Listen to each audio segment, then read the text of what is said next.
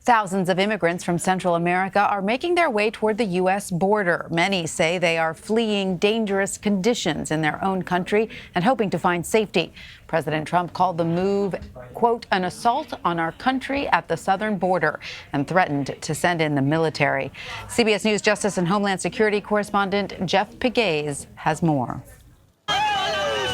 As many as 4,000 migrants are making their way from Honduras to Guatemala and north to Mexico with their sights set on the U.S. border. Groups are sleeping in shelters and accepting food and money from strangers.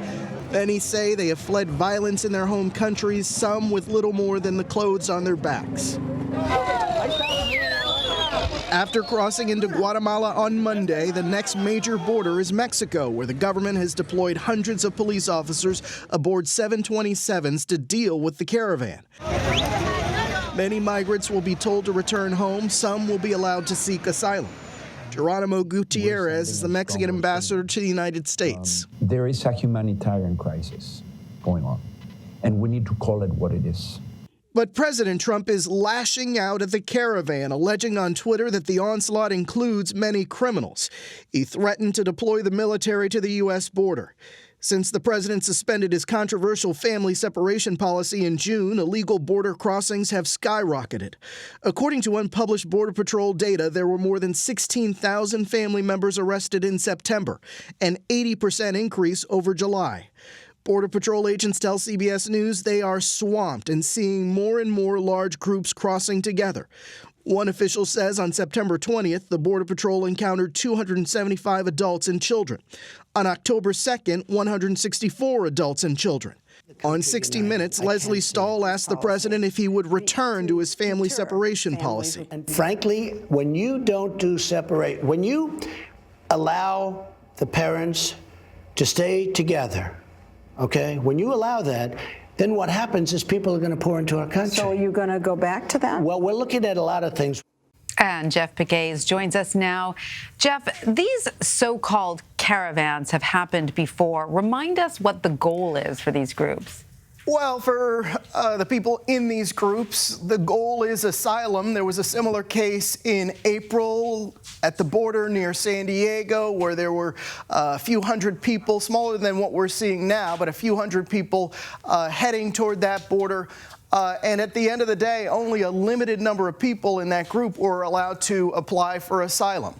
And so they sort of initiate in Central America and they build up steam as they go. How is it that they're able to freely pass through all those borders all the way to Mexico? Well, it's, it's proven a challenge to stop all those people. In this case that we're talking about now, there are about 4,000 migrants, and they're walking north, and they're heading toward the U.S. border. Of course, as we've reported, the Mexican authorities have mobilized some police units to go and, it's too harsh to say confront them, but they're obviously trying to limit how far they get. Of course, President Trump has asked that Mexican authorities step in and try to limit the flow of these groups. But this is one of the phenomenons that we've seen. As we've said, these caravans happen from time to time. They are families traveling with children in some cases. And what we know is that they travel in groups, in part for safety reasons. Sure. Now, we know that President Trump is not thrilled about this caravan and has used some tough language about it. But is that rhetoric going to be enough?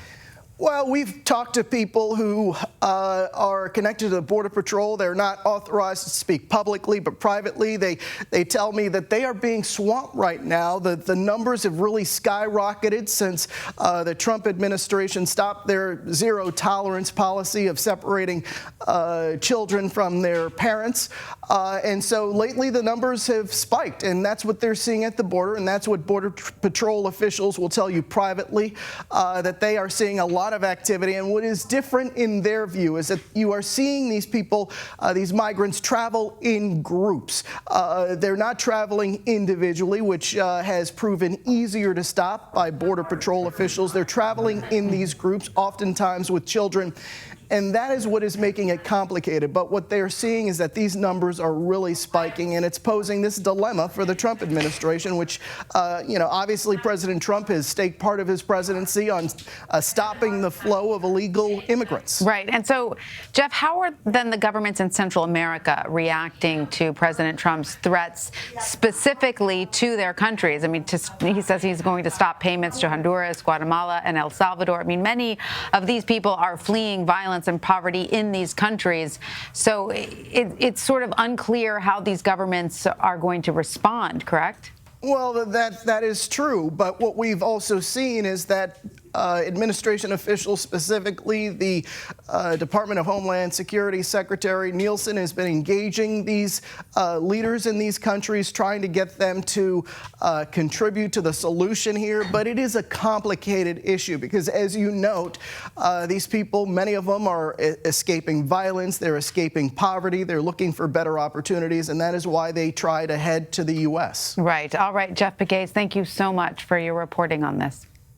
My pleasure.